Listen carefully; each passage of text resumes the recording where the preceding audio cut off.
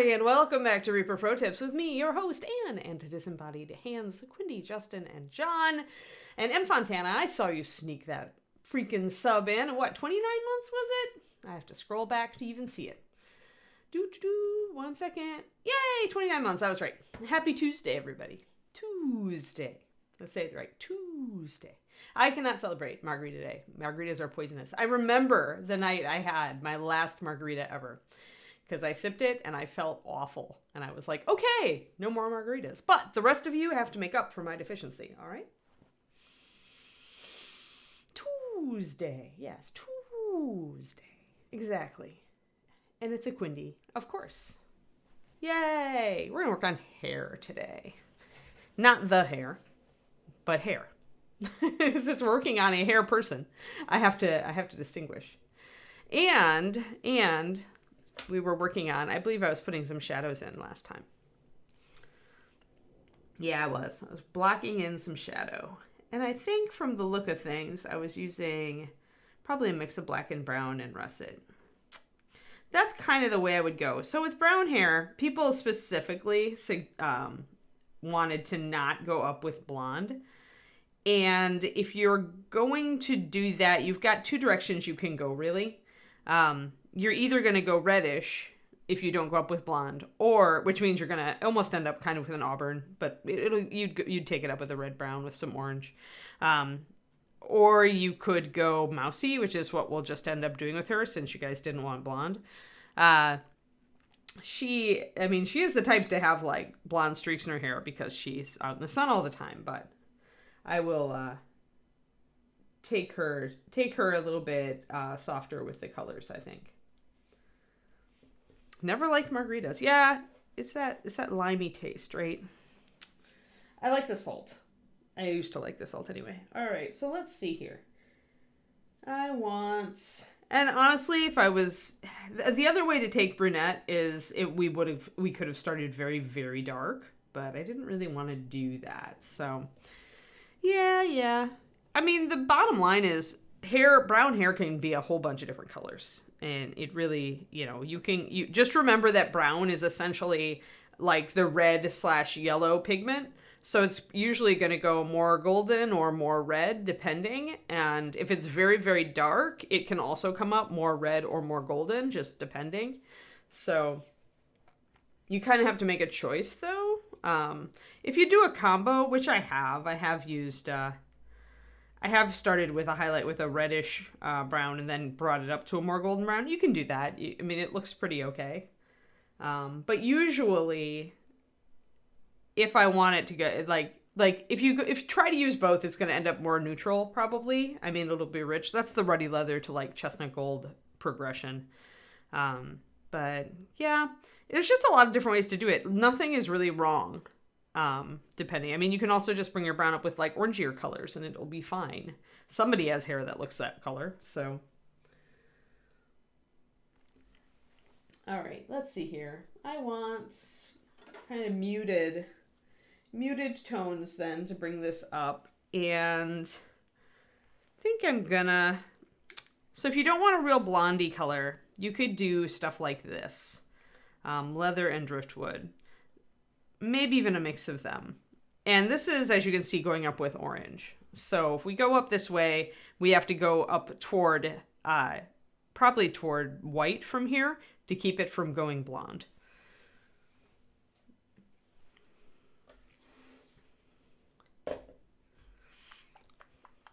Let's see here. I'm going to mix a shadow and keep working at my shadows first, though. That, and I have to remember that on this side of her head we have the face in shadow, remember? So things are going to be a lot warmer over here, which you can kind of see through the primer, right? The zenith is giving us a much darker cast over here because it's over black. Pendrake, somebody requested back at the beginning when we were talking about this stream, but somebody specifically requested that the hair not be brought up to blonde. So that's why I am not going that way. And also the problem with doing the blonde in the back is that you've got it deep down in shadow here. So when you highlight it up, it's gonna be hard to make that look still in shadow. Like it's probably pretty advanced. to try to do that, and it's easy for it to read incorrectly. So yeah, you could do it if you were just doing a general diffused light and not a strong light like we're doing with the Zenith. If you just did a general diffused light, you could absolutely make this. Like, it would have been almost cooler if the hair here was a separate piece, but I'm sure that Reaper was trying to keep it down to a lower number of pieces, so. But yeah. I am purposefully avoiding blonde streaks. It's very challenging to avoid bringing this color of hair up to blonde, but I did have a particular color in mind, so I'm going to try and see. We've done blonde streaked brown hair before anyway with Juliana the Herbalist, so if you want to know how to do it and you missed that, you should look her up. She's on VODs in the Reaper Reaper YouTube. So you can find her. I'm going to go this way.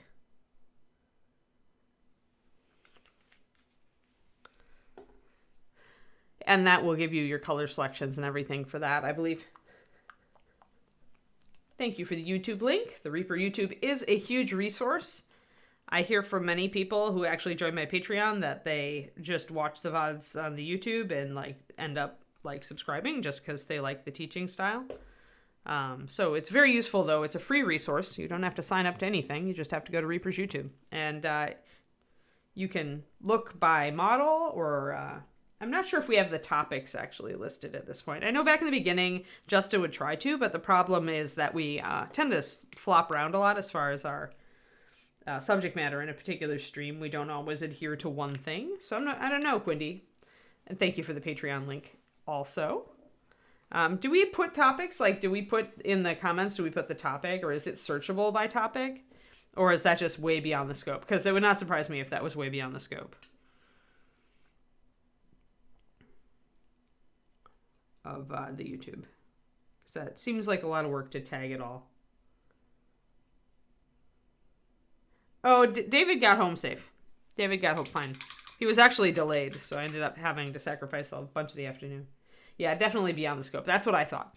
So essentially you have to look by model. But if you look later in the series on a model, like if you look for like say the half-orc wizard that we did, and you look at the series of videos that come up and you kind of plug into one or play one near the end, that will tell you what we covered during the course of that series, and you can just go back until you find the one where I painted the red dress or I painted the skin. You know, it's relatively easy once you have it searched by the model. So I forget Juliana's number, but Quindy might be able to find it. And then you could search by, I believe, her SKU number, or maybe by her name, and find that place where we did the hair. So I may try to do the shadows on the hair today. I may do some wonky stuff today.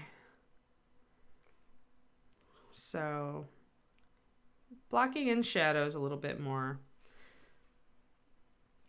But I feel like I need to cool these down a lot. I also need to look at my light. Where's my hat? I forgot my hat. I need my scarf too because I need to see how the light falls here. The Zenith is kind of telling me, but I want to double check it. Like, it really is kind of saying that the light is all around here. Yes, exactly. And Quindy can locate whatever you need. All right, so we've got that big fat feather there, though. I see. So that's the cast shadow. So here, see this? Where our Zenith picked this up, this is totally the cast shadow with the feathers. So there's a lot less, like it's bright out here on the front, and you've got that shadow right in this area from these feathers, and then you've got light again back here. So actually there is quite a big shadow coming across the hair here, and only here do we get like a lot of highlight. So yeah, all right, that gives me information that I can use. Now I have a better idea. This is why it pays to just keep checking these things. What do I want to do? Do I want to go down with a blue? Yeah. So I'm going to mix another color into my shadow here since I am going to be painting things that are away from the light. Ah, there we go. Thank you, Quindy. Yeah, Quindy's good. Quindy is an expert. So putting that little bit of blue in the shadows can also help mute out everything and make it less golden. I'm going to actually use Death Knight Black here. I'm going to put it, because right now my shadow is very warm. But in reality, we have the side of her face here going quite cool. And the black undercoat on the hair makes the hair go cool as well. So I want to do that. I want to reach for that. And so I'm going to put some blue into my brown. And why am I putting blue in my brown? Because brown is actually an orange. Browns are usually made by mixing black into an orange or a red orange. And sometimes they can be a very yellow brown, and this one is a little bit yellow. So it's just this Death Knight Black has a little purple in it too. But you can see what the point is. I'm adding complementary colors to try to mute the color of my shadows, so that it's not so warm. And why do you do that? Because if you really look at colors out in nature, what you will usually see is that even in shadow areas, there's going to be bounced light. Like there's going to be, you don't just not see things in shadow. They're still there. But you'll generally, on a sunny day, see that the light tends to be more blue. And that's because it's reflected light from the sky. You'll see that the shadows on an overcast day, like it is right here, right now where I am, are gray. So that's how you can kind of make things look different. If you wanted to paint something as if it's on an overcast day, you'll see a lot more gray in the light. And no blue and no yellow. It'll be generally more flat. And your shadows won't be as pronounced or as dark. So you can actually paint models as if they are under an overcast sky. Usually on 28 millimeter, though, you don't go into this so much. Like on 28s, because of the problems of scale and of wanting to... Let me get this a little bit more in focus. I want it more on her face. But because of the problems of scale and the fact that you have to over accentuate things, it isn't always wise to do like a funky colored light effect. Usually it's a lot more suitable and a lot easier on a bigger model. So, okay. Super. Thanks, Quindy. So yeah, if you see any videos on our YouTube that do not have an SKU number from pro tips, from pro tips, let Quindy know. Yeah, you can sometimes search. Yeah, this is a lot of advanced stuff, Shadow Raven, I'm afraid. I'm going kind of, because this is our one chance really at this point to paint a bust on stream, I am taking you guys a bit more in weird directions that we don't normally go with 28. Because like I said, doing like colored lighting and shadows and stuff like that on a 28 is often kind of problematic just because it's so small. And we have to kind of go unnatural with it because it's so small. So that's why the tradition for 28s tends to be, and you don't have to paint them this way, but often they seem to look better if you paint them with kind of that diffused overhead lighting that we all kind of learned to use in the beginning, where there are no really dark shadows. You know, you're not really paying attention to the light sourcing or the light color. You're just kind of painting it. In the kind of light that you'd get on kind of like a day when the sun has a bit of haze, a cloud haze between you and it. And that's the easiest way to learn basic highlighting and shading, so it's not like there's anything wrong with that. I just wanted to put that caveat in here is when you work with this sort of thing, sometimes it pays to use it on a bigger model rather than a smaller. Though you can certainly mute your shadows with complementary colors on a 28 millimeter. It will work very well, and you'll have no problem. But you may not see it as come out as much or look quite the same as when you do that kind of technique on a big model. And you may find that you lose some of it because it's in such a small space. Because remember, the smaller something gets, the more that you have to kind of punch it to make it show up, right? So the smallest details, you have to like make sure you've got dramatic highlights and shadows, or you've got to make sure that the color is very different or that it stands out. And that's because of the scale. So I'm just putting in some shadows here. So that applies with this too, is if you try to do very subtle effects on a 28, you may just find that they get lost because you don't have a lot of area for people to notice them. That said, it's a perfectly viable way to practice this.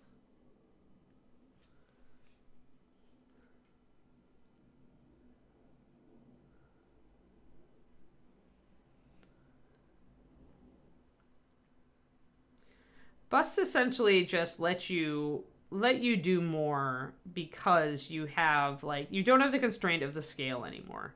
You've got a much larger area to work with, so the subtle things you do actually will show up. On the downside, the subtle things you do, like the subtle mistakes you make, are going to show up. But it's also terribly rewarding, and it's very different.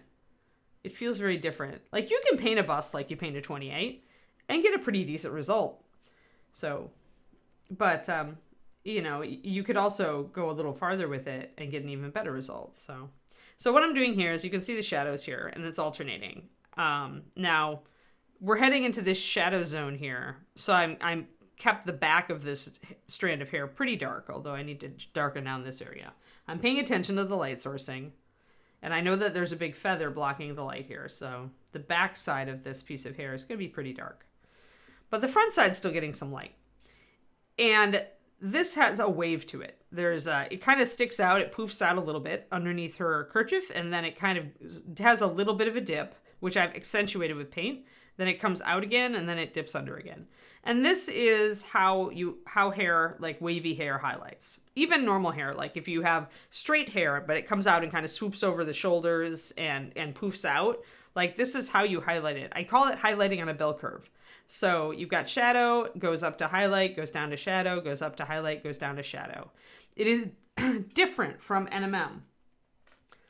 Although it is similar to like NMM if you're painting something that's a very burnished surface and doesn't have real sharp highlights and shadows. But even so, hair highlights this like this because it's translucent. And even on metal that's very, very satiny, you're still going to see a pretty sharp demarcation between highlight and shadow when it goes from highlight to shadow, when it dips. But on hair, the light passes through that piece of hair because this is transparent. So painting hair is really the only time when we can really portray what we'll call transmitted light. Transmitted light is like when you see light passing through like a strand of hair or an owl's wing or something like that. Most of the time on miniatures, it's an extremely difficult thing to portray because the miniature isn't transparent and it often casts its own shadows, which means that you can't really convey transmitted light. But on hair, you can. And you do it by making sure that you go very evenly from your shadow up to your highlight, down to your shadow, up to your highlight, down to your shadow. You do not like if this was metal, I would start my shadow up more like here instead of down here. Like I would have a harder shadow like right here. But instead, I'm going to go highlight, shadow, midtone, highlight, midtone, shadow. I'm going to go very evenly. That is key to painting hair correctly at any scale. And you can absolutely do that on a 28 mil. So now I'm going to take this shadow color. I'm going to block in these two top parts here because I know that these are in shadow. And I had that primer laid down, the black primer. So I'm just going to double down on that. And the reason that I'm doing this is because my base coat here is quite warm, as you can see. It's a warm color. And the shadows need to be cool, remember? So I'm essentially bringing that in. Now on this side, even though I used that warmer color, it went cooler because I put it over black, but I still need to accentuate that. So I'm going to take this cool color, which is a brown, but I mixed blue into it to cool it down. And I'm going to cover up a lot of my base coat with this even cooler color and kind of, again, double down on that black primer effect to bring things darker and colder. And when I do bring up highlights over here, they're going to be a different color.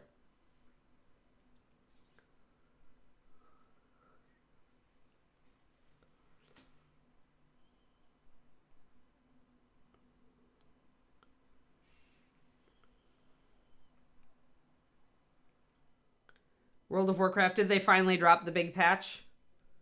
Lady Nim? Is it a big patch? New content patch?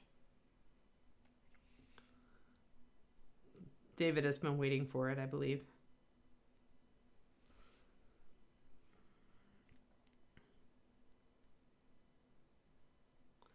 So again, concentrating dark on this side of the hair because I know the light is mostly coming from this side. And you can see that because it's much brighter here and it fades off a lot over here.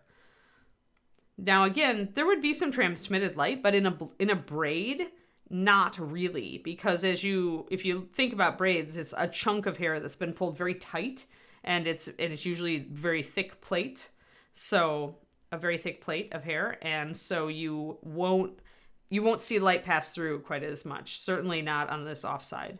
So I can get away with making more of a shadow there in order to accentuate the fact that everything on this side of the model is in shadow. Let's see here. I want to get up here. I want to get around her face. That's going to be under the hat.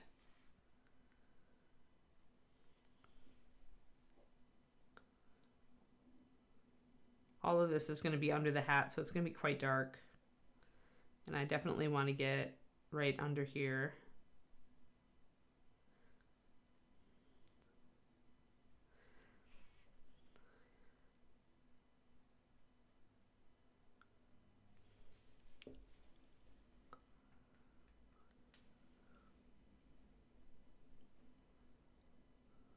I'm just going to paint over, I think, a lot of it and just bring it back up. I thought about kind of like trying to just shade it a little bit at the top and bottom, but really this is all in shadow, so just gonna go for it.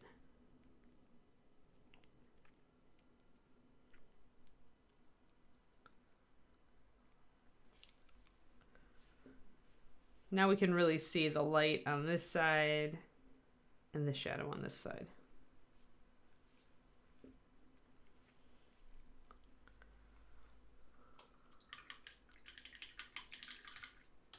And I mean, you want this to read correctly because you can see it across the whole model, right? So you can see that the light is strongest on this side, and you can see that with the primer, the light is fading off on this side. So we aren't going to necessarily like do this big bludgeonous dark shadow, but we're going to definitely portray it as where it cuts off. Alrighty, let's build. I've got this shadow. I'm going to keep it around because I might want it because I didn't touch any of this yet, but because I kind of want to work with it before I start messing with other stuff. So let's grab our leather and driftwood, which is what my gut says I want to probably use. And I think I'm going to mix two highlights here. And this is an experiment. I haven't actually done this before. So I'm gonna, my thought here though, the reason I'm doing this, these paints are the same shade. You can see as far as lightness or darkness, they're the same. Maybe driftwood's a tiny bit lighter, but I really don't think so. I think they're very, very, very, very close.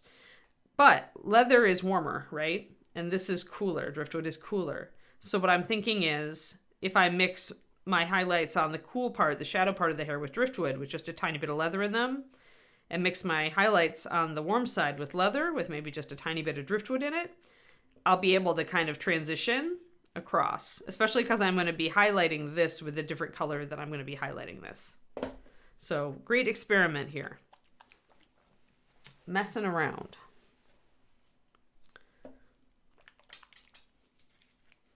So I'm going to go 4-to-1 both times. 4-to-1 leather with 1 driftwood. And then 4 driftwood and 1 leather. They're not going to be very different colors, and I kind of don't want them to be super different. It's still the same hair. I'm not afraid to try things and fail utterly in your eyes, everybody. Just making that note there. Be brave. Be brave. Make mistakes. You can always paint it over. It doesn't really, it's not like that much of a catastrophe.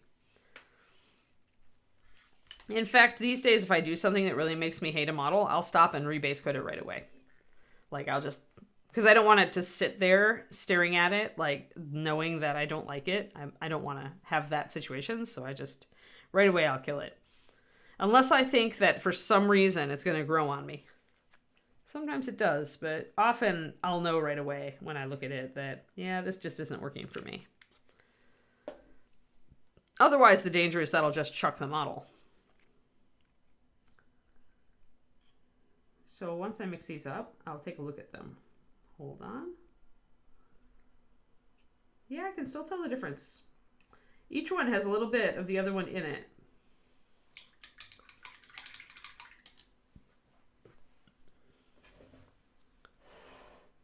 So you can see the difference. One of them is a little bit colder and duller, more mousy. This one has a little bit more life to it. It's a little bit more orangey, a little bit brighter.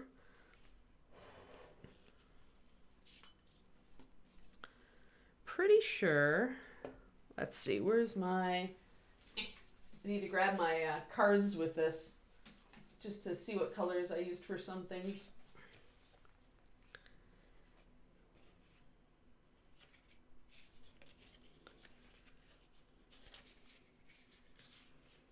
Yeah, pretty sure I just used... Yeah, there we go. I want to mix up a little bit of russet brown. I want to mix up my hair mid-tone in short.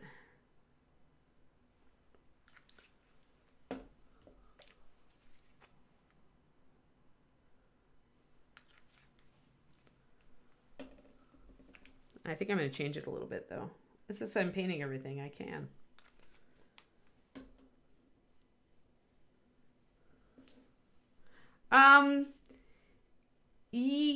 Very rarely these days, lady, do I get in that situation because I know my colors enough now. Yeah, there we go. That if I go there and I just really don't like it, like it's just like I know what I'm probably going to like and what I'm probably not going to like. I have enough experience at this point. I think that over time as you paint, do go ahead and do that sort of thing because it teaches you, because it could be just because you end up not liking the color as much as you thought. So kind of make a mental note to yourself that, oh, I really don't like a lot of orange when I'm painting with teal, right? Or whatever you're doing. Or, oh, I really don't like, bright blue with dark red, File those things away. Because it could be that the color's not working because the colors don't work together, but it could also be just that you don't like them. And sometimes when you're starting, it's hard to figure out which is which.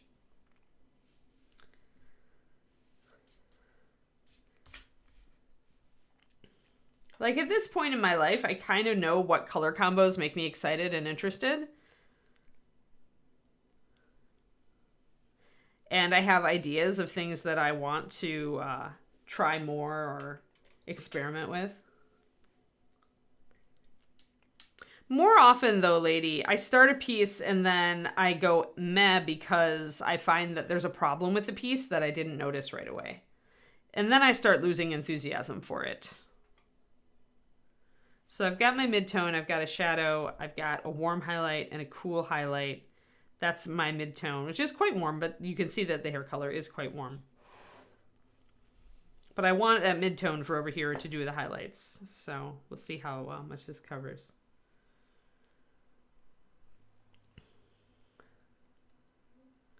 But this happens to all creatives. Like I hear, I read a lot of writing books or I listen to them, and writers get this too, where the thing is you get an idea, you're all excited about it because it's a brand new idea, but it isn't necessarily a great idea.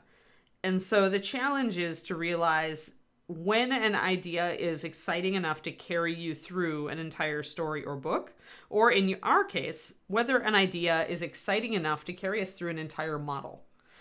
Especially if it's a bigger model.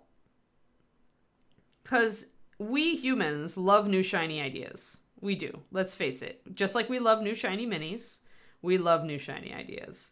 And the reason that an idea just kind of goes meh after a while is just because you weren't that interested in it.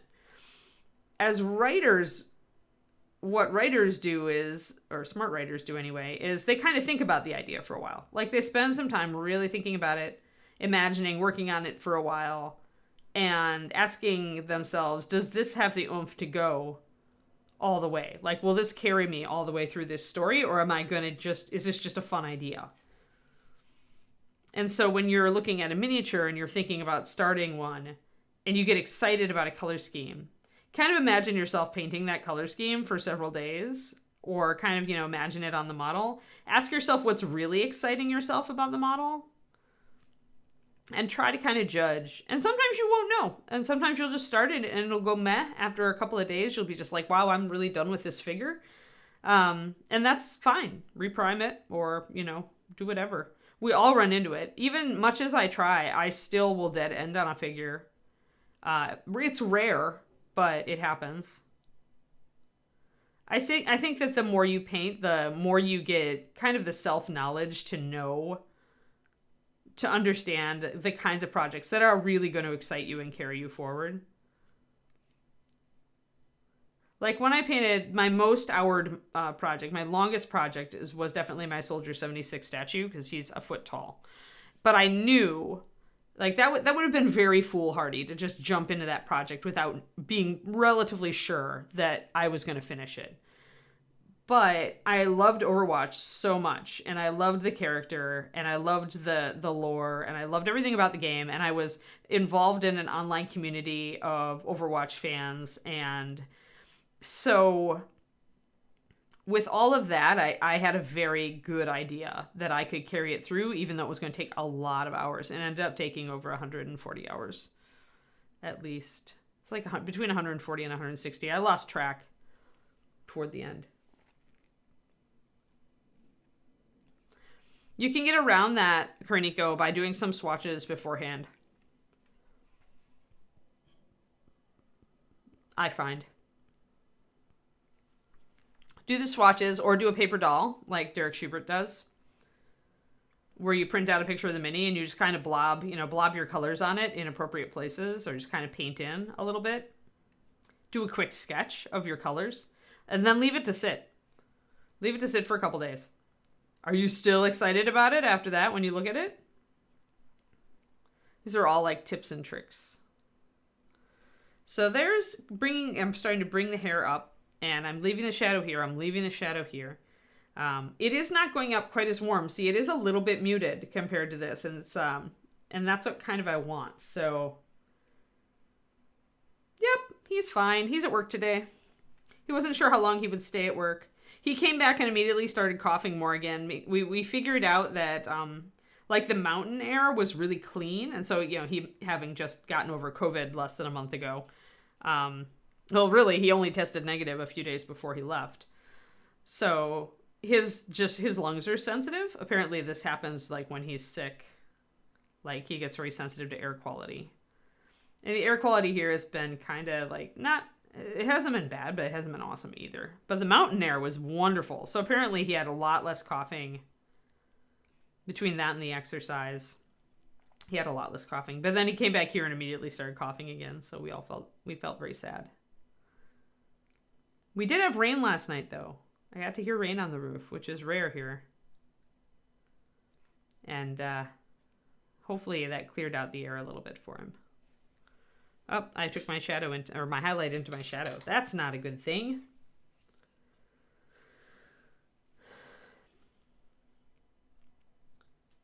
But yeah, even if you don't do a paper doll, if you've got like these little like watercolor cards like I do, like every time I look at this color that I mixed here, I get excited about it. So I know that at some point in the future, I'm going to use that color. I've been staring at it for a while. It still makes me excited to paint something that color. So you could just put a couple of colors that you're thinking of using on a watercolor card and kind of leave them next to the mini where you can see them, and just have your brain kind of work on it. Your subconscious mind it never stops working. It never shuts off. And if you continue to kind of like keep that idea in the back of it, it'll decide whether it likes it or it doesn't. That said, do be aware that, like I said, the new is the shiny to us humans. And so if you find that you always are not finishing a model, then that's a different problem. That is a different problem than just not, liking the color scheme. There comes a point in every model where it becomes very hard to push through.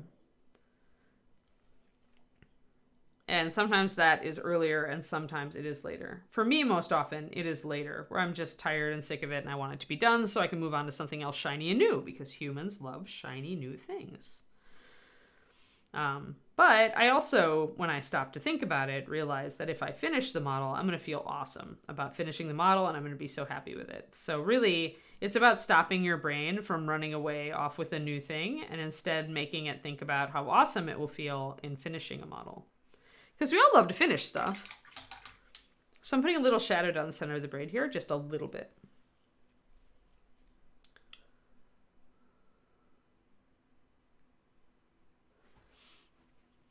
I wouldn't trust it, Twisted Oma. It's still February.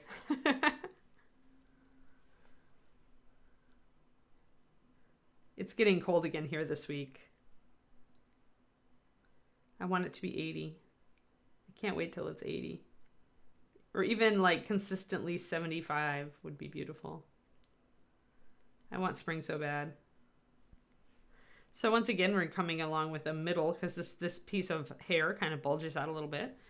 And can bring my shadows up a little bit to blend that in.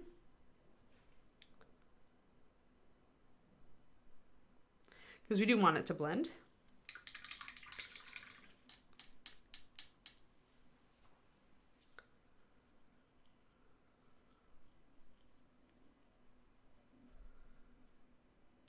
Oh, are we getting frame of flickers? I haven't not seen anything from OBS about it. So let's actually finish out this section of hair on the side of her head. And here we have a little bit of shadow coming in. So I'm going to keep that in mind. Now I'm going to mix a highlight for this. And again, we don't want it to necessarily go up blonde. So I want it to be a little mousier, which is why I put that driftwood in it. I'm going to carry this up to... Whenever I mix highlights for anything, guys, I just take my previous color and I mix a little bit of a white or off-white into it. This guarantees, instead of reaching for a totally different color, guarantees the colors will work together. So I never, I don't usually use any color that's between around here and white. I don't use anything in the middle there. I will mix my own mid highlight always. Where's my, I actually put my bleached linen, I think, in the other room. Well then, let's see, how weird can I get? I could do skeleton bone or cairnstone. Cairnstone, actually. Let's use that. I have skeleton bone, and I like it, but I don't think I want to go green here. Skeleton bone does have a little bit of green to it.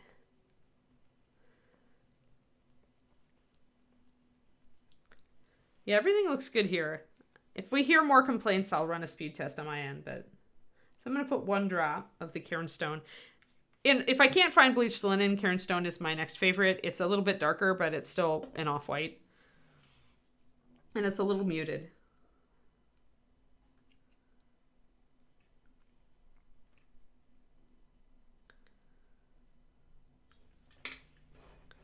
So you can see that we're going up toward that. And we're not going up toward blonde. Again, the reason I'm not going up toward blonde is just that somebody had requested that we do a brown hair that didn't. So I'm going to see how we can make this go. So she's going to be a mousier brown hair is what it's going to come out to.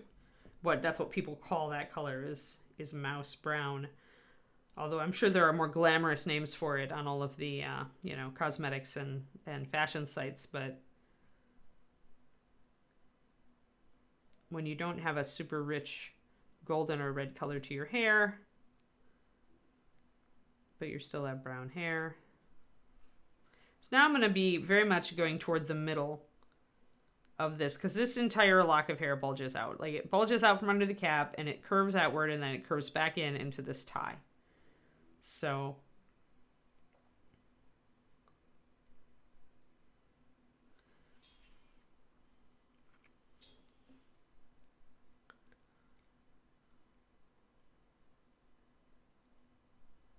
and now, if you'll recall, is when I typically put actual suggestion of strands in. And so, because this is my mid highlight. So I'm going to do that. I'm going to add in little strands here and there where I can. Sometimes I won't have room.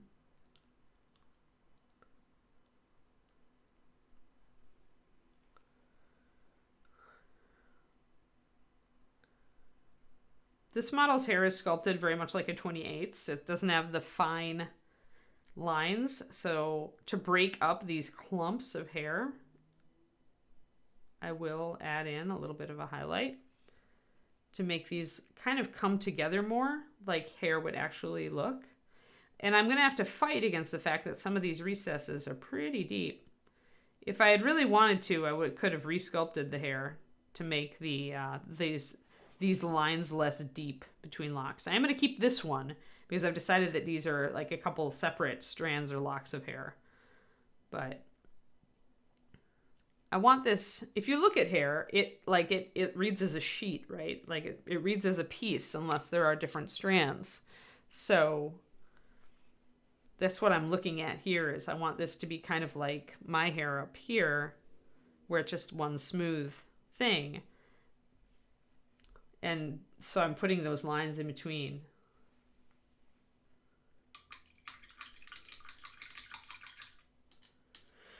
Green Oaks, I like very realistic hair. I don't know if I've got an example. Maybe. Hold on. I don't know if I've got somebody with, I guess more like, with more variation. So like here, we still have like some deeper strands, but we also have very shallow ones. Like I feel like this has a better definition between the locks of hair. It's just not, it's not quite like that. It's, you know, do you see the difference? The one that I did for David was even more realistic. The Dragon Lady. She's all finished now. He based her last night. So she's out in our case. But I like a finer sculpt for hair because I feel like I like realism. And big, chunky sculpt like this is easier for a lot of people to paint, I feel. But it also, if you're trying to do more realistic effects, it can baffle you a bit. And that's just my personal preference. Like, this is very, what this model reminds me of is very much a chibi.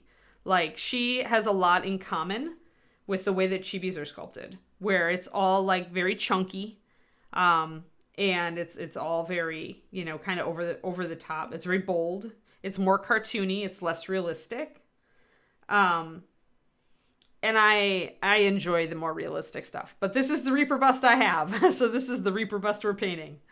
And she's fun. Like, I love how she looks. I keep saying she looks like a Pixar character. Like, I look at her on the screen, and she really does look like she's one of those really good-looking, like, comic book or cartoon. She doesn't look cel-shaded, but it's almost close just because of the way she's sculpted. It's kind of cool and unique, actually. Yeah, she's exaggerated, right?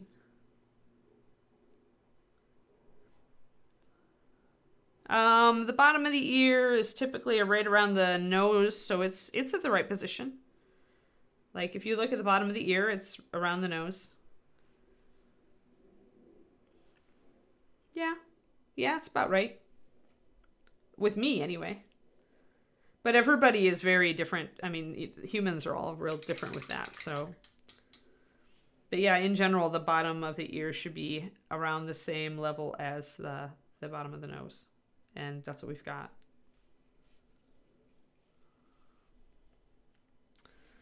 All right. And yeah, everybody's different, right? It's hard. Like, you can compare your own face to a model's face for a lot of references, especially with lighting. But it gets hard with actual positioning because everybody is unique. So here especially, there's 4 strands here.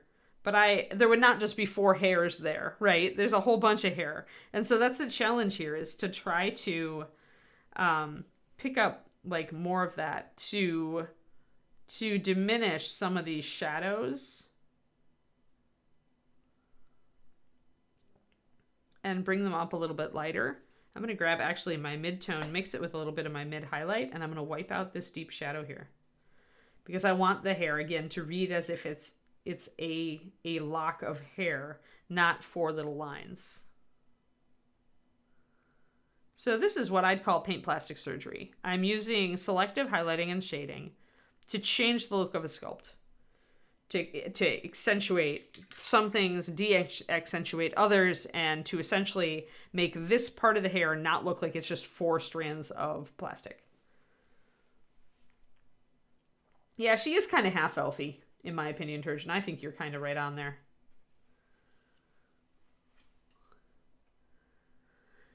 But yeah, I really enjoy realism in sculpts, like especially now because there are sculptors who are really nailing kind of realistic facial and hair sculpts out there, and I love painting those. When I was a kid, I always wished that my art style, my own drawing style, was more realistic. Like, I was a very cartoony artist.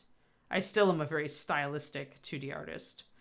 But I always wished that I could do realism. And so I think that's why I've gravitated this way on miniature painting, because here I'm able to reach for it. Like, when I do my own drawings, I was never able to get there. Although maybe if I tried again now, I'd have the focus to do it, but I'd have to change my whole style. So I'm essentially putting some extra little strands in here. And once again, I'm going to knock back this center strand. I'm going to grab one of my highlights here and kind of knock it down. I don't want to totally lose a little bit of shadow there because I need it so that my strands show up. But I can knock it back a little bit more. There we go.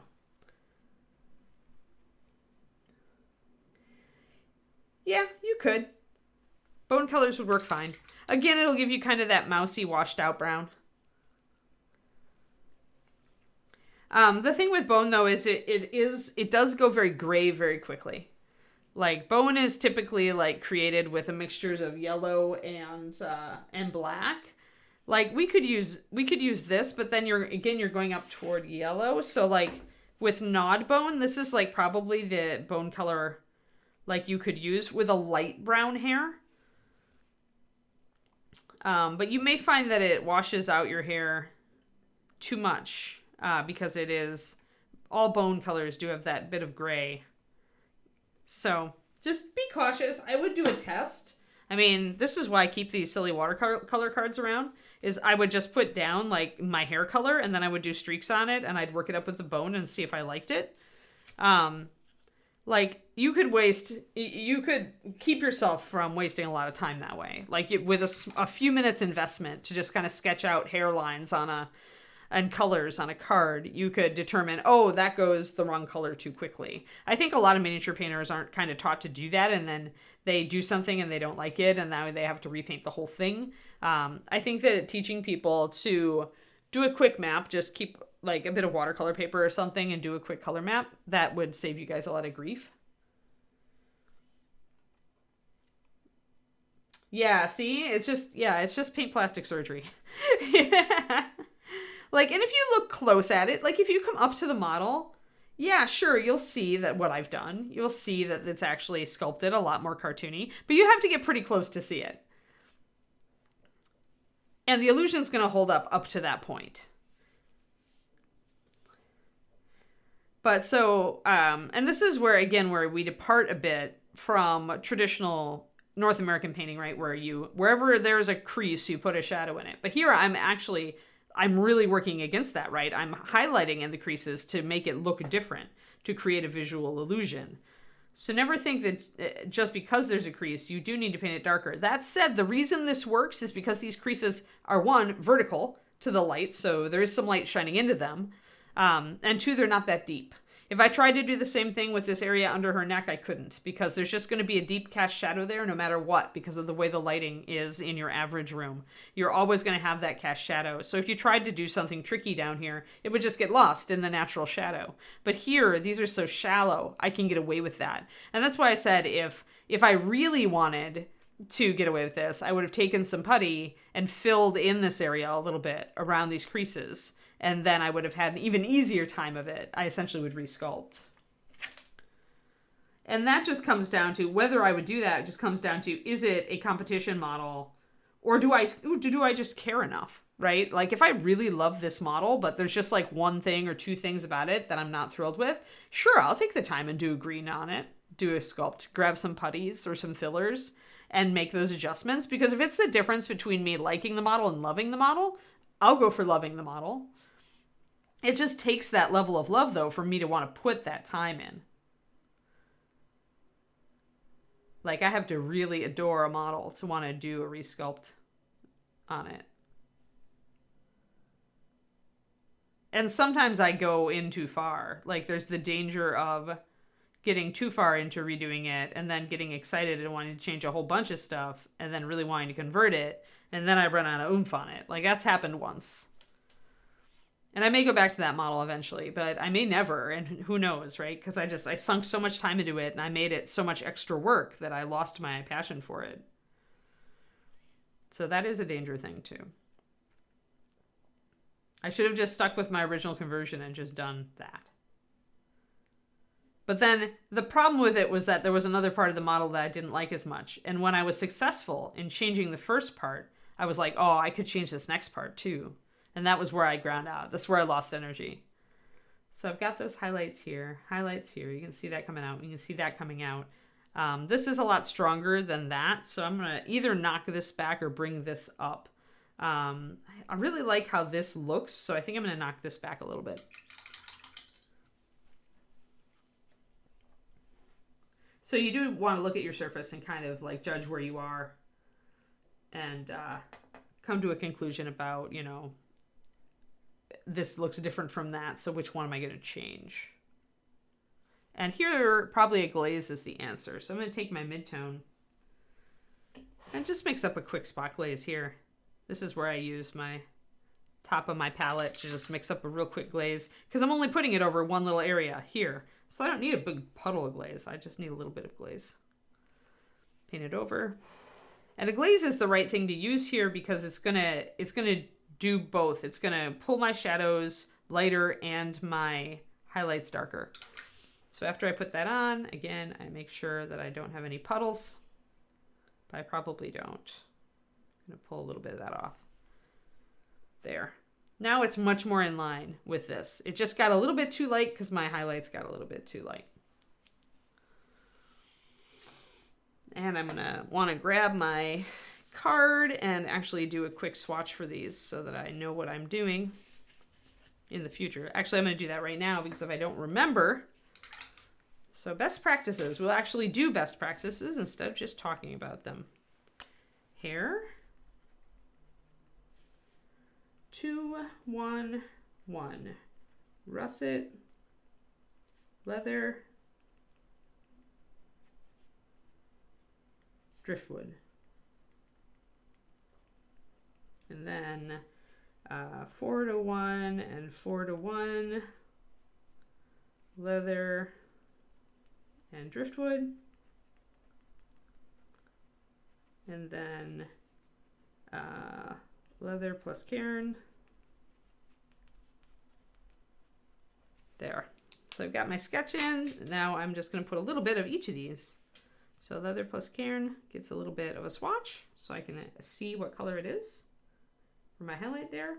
When you're doing a lot of mixes like this, it is very smart to just actually put a swatch down so you can remember how light or dark the color was and how it looks.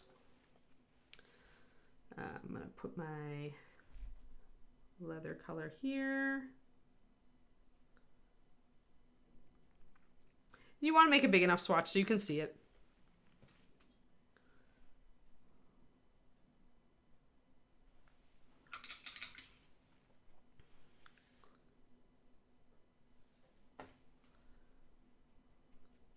And you can see the color difference between the two too.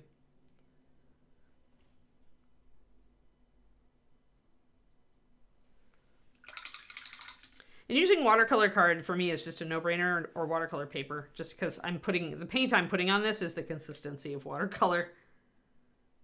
So it makes sense. I'm going to put the hair color right here.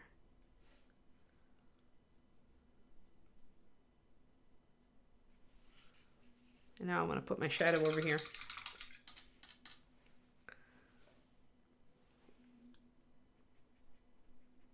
Also, I like to grab a little extra water and kind of pull it out if I'm using a really dark color, because then you can see the pigment. You can see kind of the colors, the color it really is. With a dark color, it can be hard to judge what color it is. So when you've got this little fade down here, that's a better note for you. Otherwise, you're going to be like, it's a dark brown, but I can't tell what colors I used in it. And here I've got 2, 1, 2, 90, 199, 9136, and Death Knight. There. Now I've got all my colors noted, so I'll know where to go next time. We're gonna be spending a little time on this hair, so it's good to have the notes. Like, I can tell already that, you know, I'm spending a lot of time over here, and we'll maybe get to this part, but I still want to have all my notes. Because, you know, I may come in and paint the kerchief and some other stuff and want to adjust this, so we'll see. But I'm going to bring this in over here now that I've got all of these areas reading pretty well.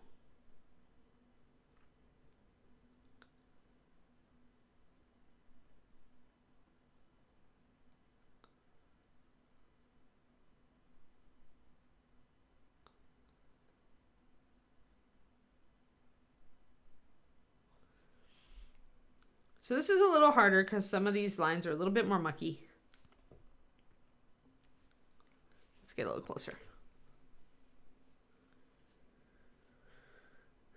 You don't even have to do cards. If you have the book, just do it on the book, Twisted Oma. Don't you have to cut them up. At least in the watercolor sketchbook, you've got everything in one place, so it makes sense to just use the sketchbook. I just have these little cards because I actually have a card binder that I can put them in now. So I decided to go in on the cards because then I'll have them like organized. But if you've got a book already, I mean, all you have to do is kind of notate, you know, what model you're using, what model you're using them for. And eventually, if you want to cut out the pages and put them in a binder, you always could later. But I do also have watercolor pads that I've done this with. So this, I'm kind of blocking it in. Because the sculpt isn't necessarily as clear, I'm already kind of fading things in like I did over here. Whereas up here, I went a little bit too strong on the highlight side. And since, again, there are just like 4 strands there, it got a little bit too stylized. So I'm going to actually bring in my base coat. Kind of muck these all together. This is one way you can paint hair, is to just paint it all in. Paint it like it's cloth. And then come back and do the stuff to it. This is what Sue Wachowski used to do, for those of you who remember Sue, who used to teach at ReaperCon a while ago. Old friend of mine.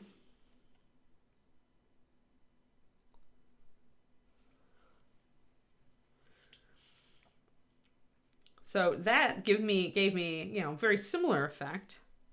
Just doing a quick wet blend.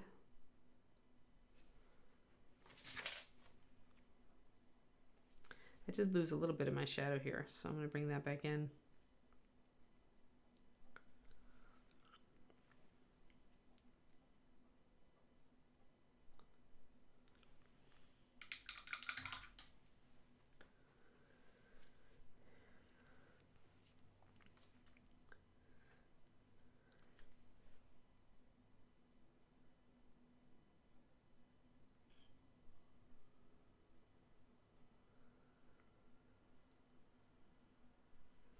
All right, so just darkening that area behind the ear there. Just going to kind of almost ignore those strands. I'll bring up a little bit of highlight to them, but not a lot. Yep. Yeah, Sue's a great person. Kind of like me, she started focusing a lot more on her writing and kind of fell out of the painting as much. Except I'm still far more, I think I'm more in the painting, just because I do the stream every day on my Patreon and everything. I haven't touched base with her for a while. I should send her a note. But yeah, I used to go to her paint club back when she and her husband owned a game store.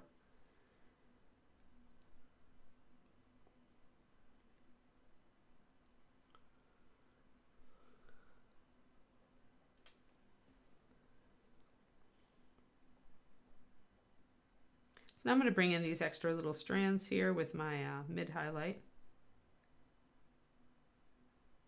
Again, I'm going to be sticking to the middle of my previous highlight for that.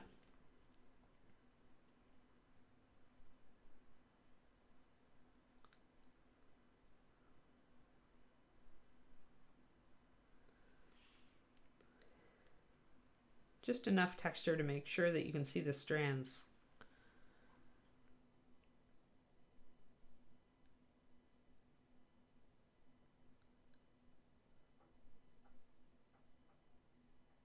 And how fine or not fine you get here is up to you and your brush control, really. Although it's a good time to practice going a little finer.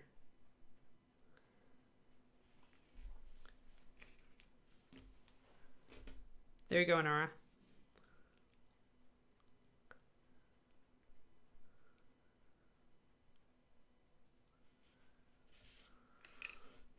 Leather plus Cairn Stone. And then the shadows got Death Knight, Russet, and Walnut in it. A picture is worth 1,000 words. Another reason to just keep a card. Then when somebody's like, what colors did you use? You just flip them the card or the book. But yeah, so we're going up with brown and we're not going golden. We're not going blonde. So we're giving her kind of a mousy brown. And now I think I want just a little bit of highlight down on the very bottom of that, except that there shouldn't be too much, so I need to be careful, but I do want a little bit. Sometimes you're going to sacrifice your realism to stylism. Like here, I want this tip down here. There's a little bit of light down here. There's a shadow here, so I want this to still stay in shadow, but I want just a little bit of highlight down here in the bottom, so I'm just going to bring in a really small highlight and essentially fudge it because there's some light here. And that's about where I want it. So now final highlight time. Let's do final highlight on this part of the hair, and then let's move on to these braids because they're chonky. It's going to be a little more challenging to make those look real. So final highlights in off-white, near white. Hair is shiny. So if you want her hair to look healthy and have a sheen to it, you need to go near white. So I'm going to grab my pure white. And I'm going to grab a bit of my previous highlight. Once again, what do? We grab a bit of our previous highlight and we make a new highlight with it. And that.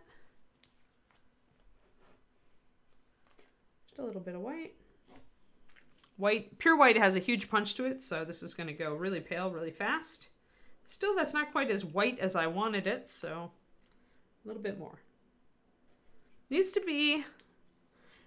Like that, the highlights on blonde hair are almost always going to be like pretty much pure white because blonde hair is so pale already. Same thing with a real, like a gray hair or silver hair.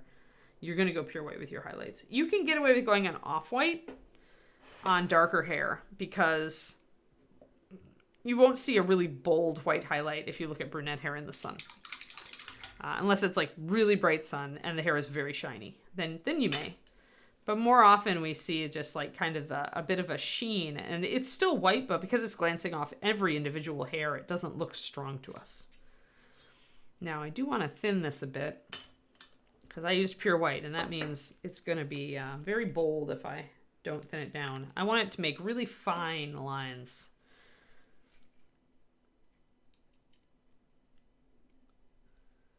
Usually for pure white, that means going about...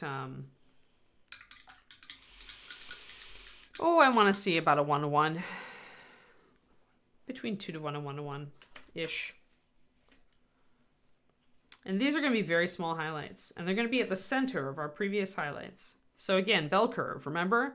From dark to mid-light to light to mid-light to mid to dark. Smoothly up and down in a bell curve. That is hair. Because the light goes through the hair. Now I'm just going to start by just kind of blocking in a couple of small touches.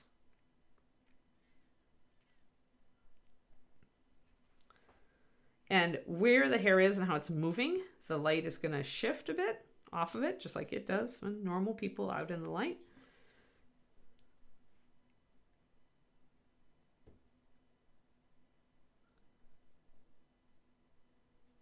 I did leave this section of hair entirely in shadow. I'm going to bring that back just a little after I've got this nailed in. But see how that little bit of white adds the sheen to the hair? Do you see it? And you can even see it back here. See how much, like that little bit of life that this hair has where this hair does not. That's the difference. And this is applicable at 28 millimeter as well as bust scale, although you may go a little stronger at 28 to bring it out. I can bring it out just a tiny tad more.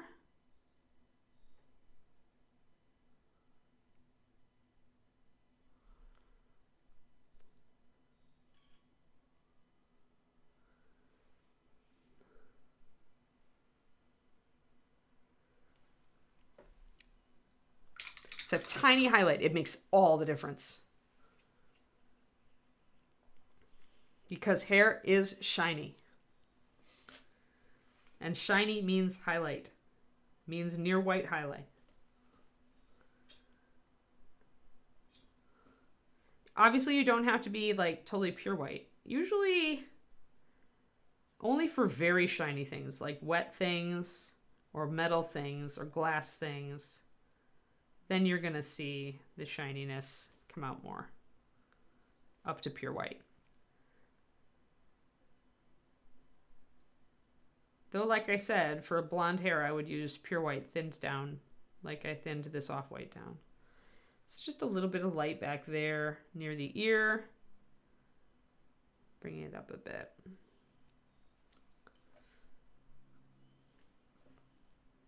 Wasn't sure what I wanted to do with this back at the beginning, so I left it a bit. But now, there, I've got a little bit. Yeah, like that. It's more recessed, so I didn't want to get as strong of a light. But that makes her hair look like shiny or slightly wet, which is perfect.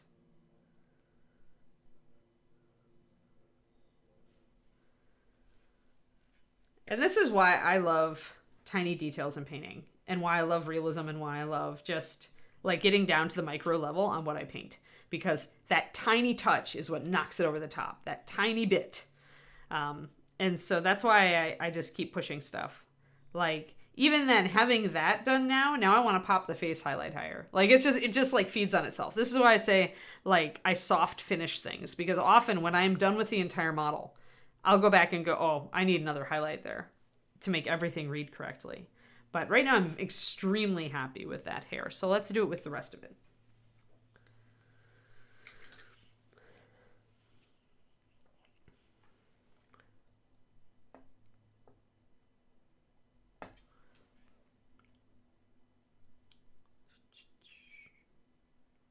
Now here, this is where I paint plastic surgery did. I'm going to be very careful with my highlight, and I'm actually going to put one of these really light highlights down in the underside here, in the fold. I'm being very gentle with my first time I hit this highlight, because I want to kind of look at it, and I can usually assess whether it's reading correctly.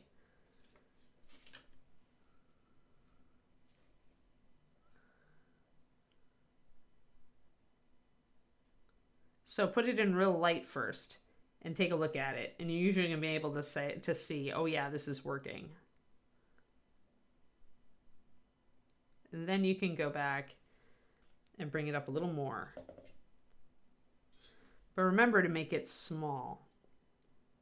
Like for the shiny or the thing, the smaller and sharper the highlight. Which is why, since I'm making these lights so tiny, that's why it looks so shiny.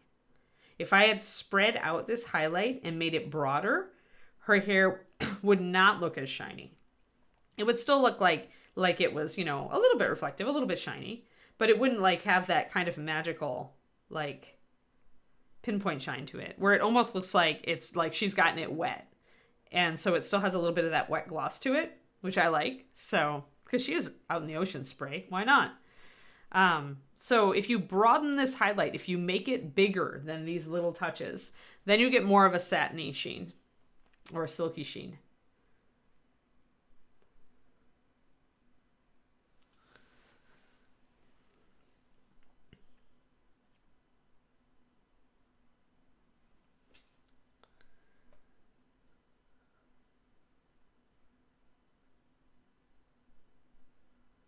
So again, I'm going to start with just little light touches down here. I need to be careful now because I'm getting toward the shadow side. So I'm going to knock my highlights down a little bit. They're not going to be as bold as they are here. Here, we're still in the bright light. You can see because look at the white primer here. So you know you've got bright light here. But as you go back here, you can see that we're going into shadow. And so we don't want quite as high a pop. So I've just got these little touches, and maybe I won't put in a brighter touch down here this time.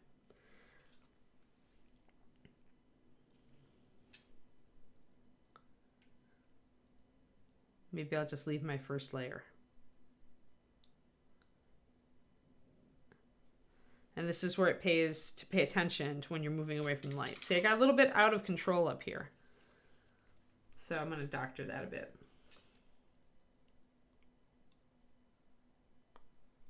I'm going to bring in kind of my mid and glaze over it a little bit. There. Fade it in a little. There. Better. Feel like this is still too big. Like when I look at my lighting, this highlight is too light. I'm going to glaze with my midtone. It feels too light. And this is where things change. Like as you apply highlights and shadows, even things change. At first I was happy with this, but now as I look at it and I look at how things are going back toward the shadow, it's too light. So I'm going to actually grab and mute it. Actually, too warm on that, so pulling that off with water. If you put down a glaze and you're like, that's too warm, or that's too blue, or that's too black, whatever, just put some water right over it and pull it off. Then you can go back in with what you really wanted to do, which in my case, wait for it to dry, was to take and try a shadow over the top of it. Knock it down into the coolness of the shadow. I think I'm going to like that better. I'm going to actually bring the shadow in even more in a moment, but I'm going to let that dry.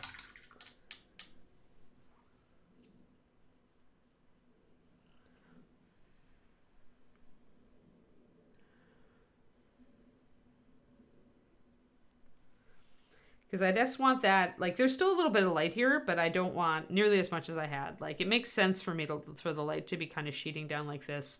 But when I look at how I recessed this is recessed behind the ear and behind this hair here. So I want to drop it back. So I'm actually going to grab my shadow and knock it even farther.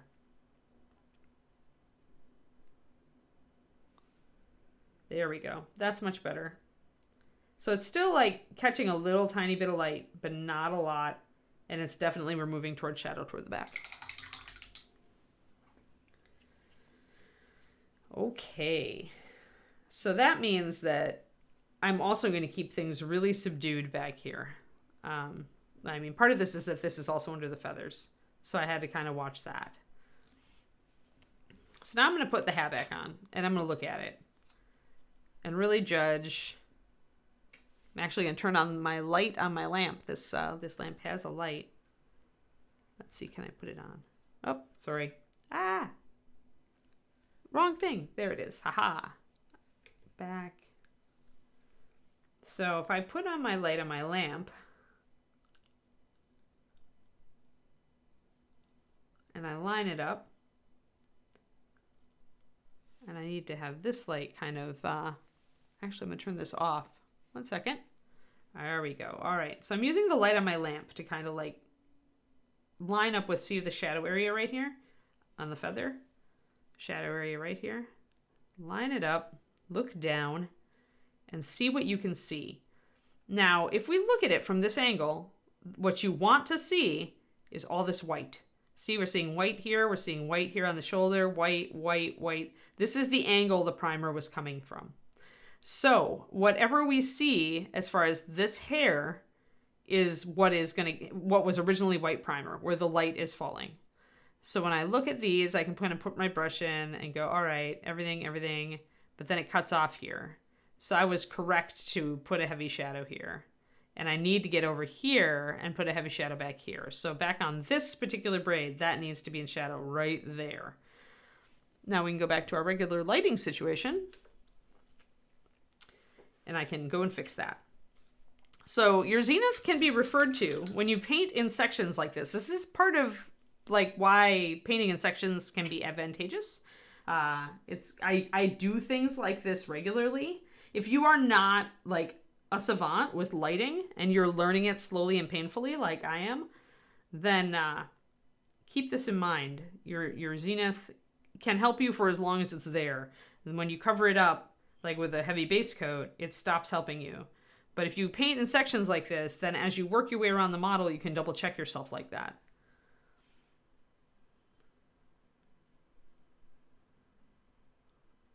Dark, dark, dark. A bit of dark there. There. And I've got dark coming in on this side. But I've got that and that and that. All right, I think I've got it.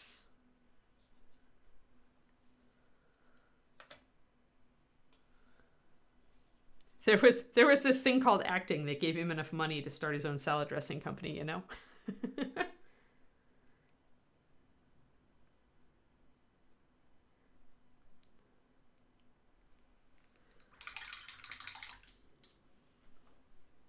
Bye, Scrying. Have fun. Hey, George, thanks for the resub. 31 months. Thank you. Awesome. Hopefully we're still entertaining. Even after all this time.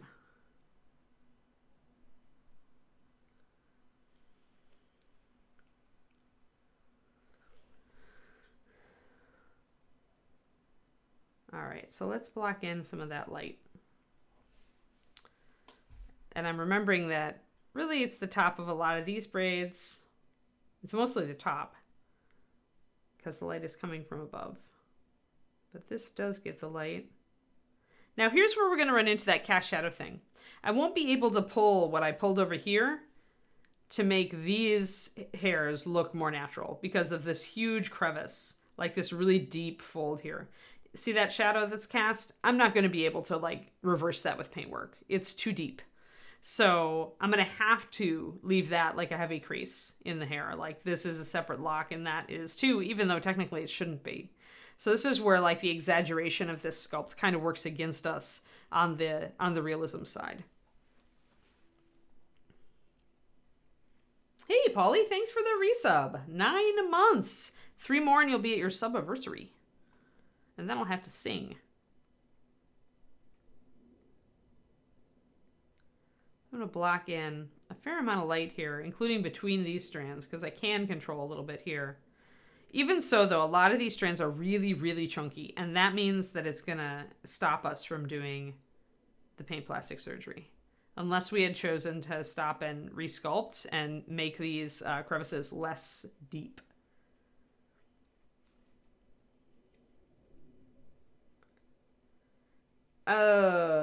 Honestly, I think dark skin tones look really good with pastels.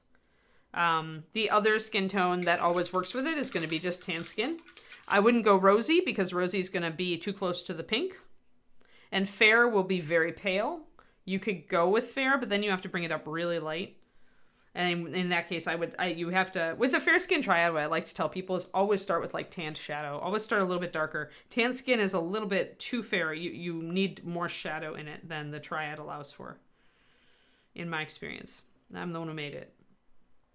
If I could go back to the drawing board on those, I don't know though, because, you know, tan skin really does have the correct breadth to the triad, but I feel like fair is just missing. Like I might have made tan or fair shadow a bit darker, but I really wanted them to work together too, so that trapped me into doing it the way I did it. But there's a lot of choices in RI. You could go with a darker skin tone, which, as I said, looks really good with pastels just because of contrast. You could go with tan skin because it works with everything. I would not go with fair, or sorry, I would not go with rosy.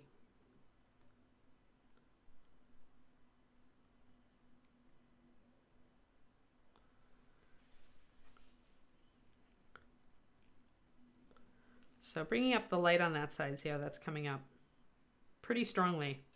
Leaving this in shadow. Need to hit the sides toward the light on this one.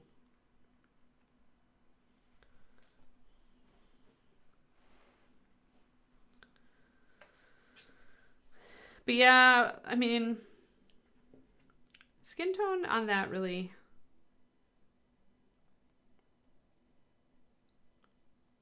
With pastels, I mean, people who are my skin tone are supposed to look really good in pastels, and in general I do, and I have more of a moderate to fair.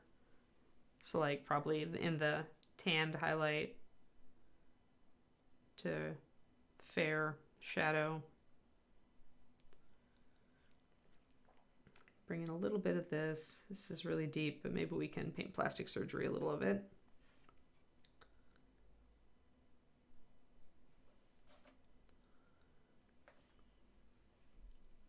No, I said that the fair skin shadow wasn't dark enough, Polly. I would use... those colors are made to be used all in a line, so just go to tanned highlight for fair skin shadow.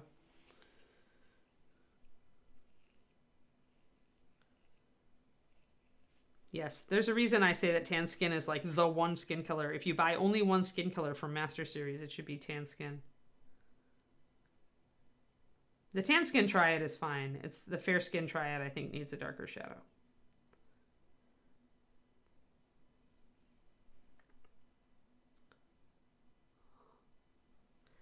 It's just trying to catch the light here on this side of the braid, because remember, we go into shadow pretty quick over here. It's more challenging to work with these big chunky hair locks.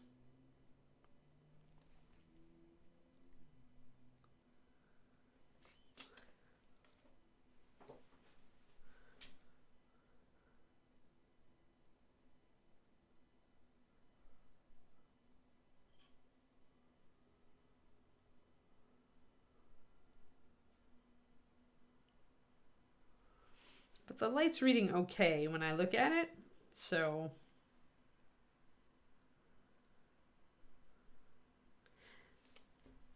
That said, I tend not to use actual tan skin shadow. I tend to just mix my tan skin with other colors depending on what I'm looking for environmental effects and stuff. But that's because, again, I tend to, these days, go toward realism. The triads are meant to be helpers for when you don't have a lot of confidence with mixing paint. But you can always extend yourself beyond the triads, and you'll be just fine. Like... You do not have to use tan skin shadow as a shadow for tan skin. You can also just mix, if you want a more reddish shadow, like out in the wind and weather, you can mix ruddy leather into tan skin and make a perfectly okay shadow like that. If you want to mix russet brown into tan skin, I do that a lot if I want, although I usually have to bring in a little bit of red. Like, experiment with mixing different browns and reddish browns into skin tones to create shadows. If you never try to explore your options outside of triads, like you'll be in triad land forever, which is not a bad place to be. But when you start wanting to experiment with maybe putting, complementary colors in your shadows or stuff like that, you're going to have to learn from zero. So I like to encourage people to start mixing their own highlights and shadows for skin tones as a start to breaking free of triads.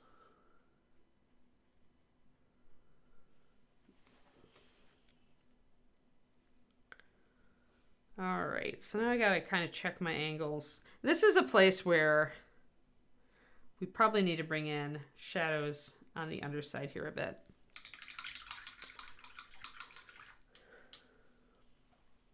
Yep. Yeah, leather brown's a little bit yellow. I would mix just a tiny bit of red into it. Though you might be able to use it for an olive skin. Never forget that, yeah, most skin tones have red tones. It would work for an Asian skin tone, but even then, putting just a little bit of red into an Asian skin tone where warranted.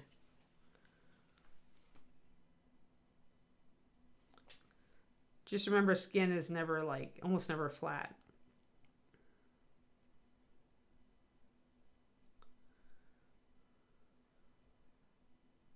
We have warmer and colder areas on our face, especially. I am bringing some dark color into here just to kind of outline this braid.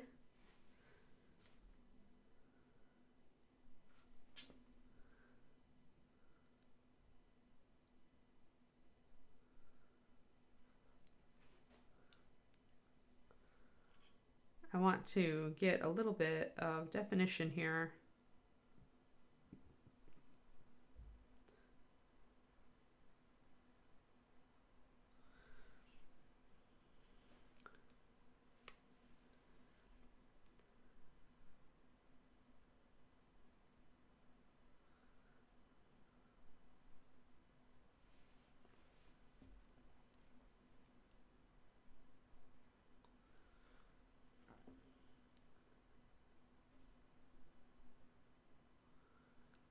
So if these strands are going to give me no choice but to for them to be in shadow because of how deeply they're sculpted, I will double down on that and add my dark shadows to them.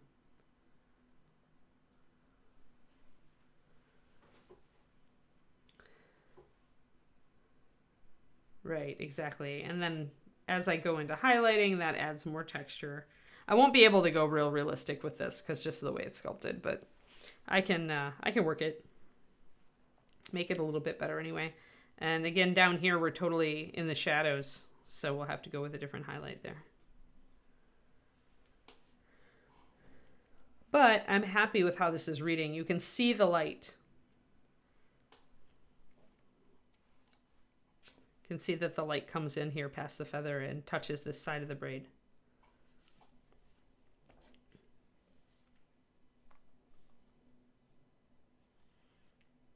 Oh, my sticky tack is failing me again. There.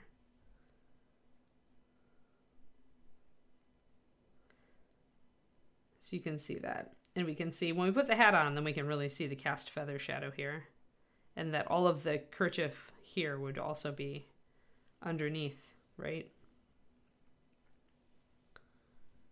So if we stick that kerchief in there, that doesn't want to stick. My sticky tack has gotten unsticky. Need to reapply. But in general,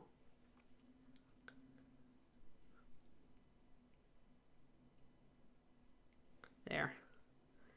So you can even see the stripes of like the feathers on the shading here and here from when I did the primer. So we can see where the light is here. We can see where the shadow is going to come in here. So that's really cool, and that's going to be fun to paint. So we'll actually paint cast shadows on this figure. It's part of the reason I wanted the hat on it. And actually, I mean, this is something that comes up because with 28mm, you don't paint cast shadows in general. Because they don't read correctly at 28mm. Unless it's a very large model. Like a big troll, maybe, or an ogre. You could do the cast shadow.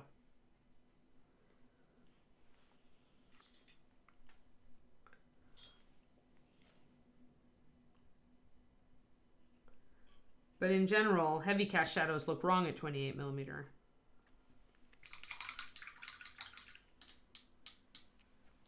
Oh, and hey, we're at 11:05. So it's actually time to wrap this up. I'm going to try just a couple of lighter strands on the hair back here. Just to bring up a little bit more and see what I can do. I thinned my paint a little bit too much, unfortunately, but yeah, I can still do, like up here, I painted in the suggestion of strands where there really isn't anything. I put an extra strand in here. I can paint an extra strand in here a little bit. It may not carry quite as much to put it there, but I can.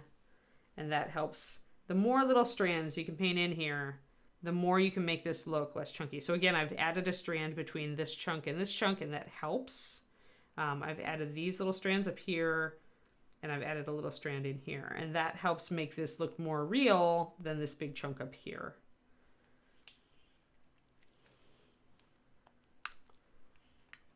So what we did today, we worked on hair. We did magic. We made pretty highlights, and we were working on bringing hair up in kind of a mousy brown, not a golden brown, and not a reddish brown. So we're using a lot more neutrals, and we're paying attention to our light sourcing. We've gone and doubled down on all of our shading so that we can go a little bit different on the dark side of the model. Yeah, this is cool. This is I'm very pleased with what I've been able to teach you guys on this model so far, and it's only going to get more so. So if you ever wanted like bust painting 101 through 150, 250, 550 through 550, I guess that as you go up in levels, you know, they raise everything. But yeah, so she's coming along. At some point I'm gonna have to paint the kerchief just to kind of get something up there. That might be what I do while I'm working on the hair. I might have to decide on a color. So, okay guys, so she's got to be in royal colors, I think. Like she's got to be in a royal blue or red or purple. I'm not feeling green, so I'm going to disqualify green. But if you had a choice of doing her in red, blue, or purple, what would it be?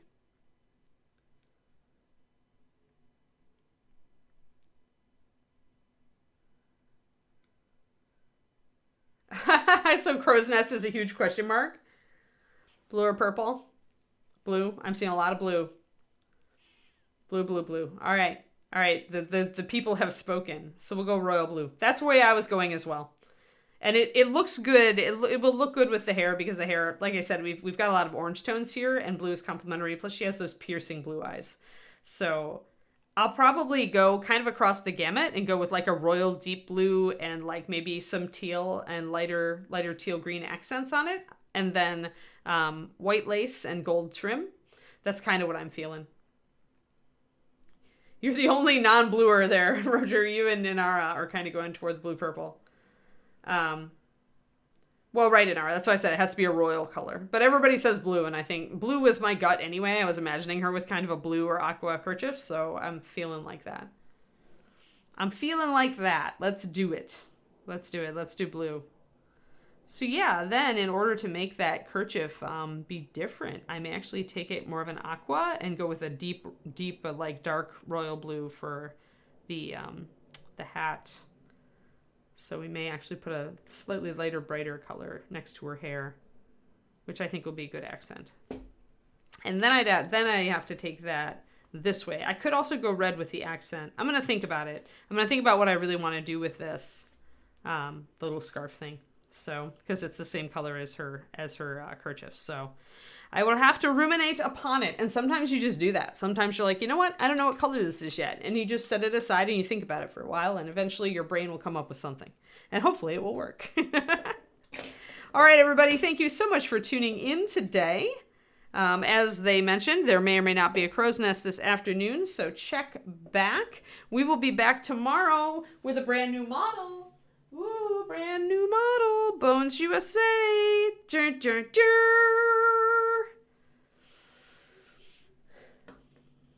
No way am I doing Paisley, Inara. No way. Just saying. I don't think it fits her necessarily. I don't think she's a Paisley type. But we'll think about stuff. But yeah, so we're painting this model. So we're starting it tomorrow.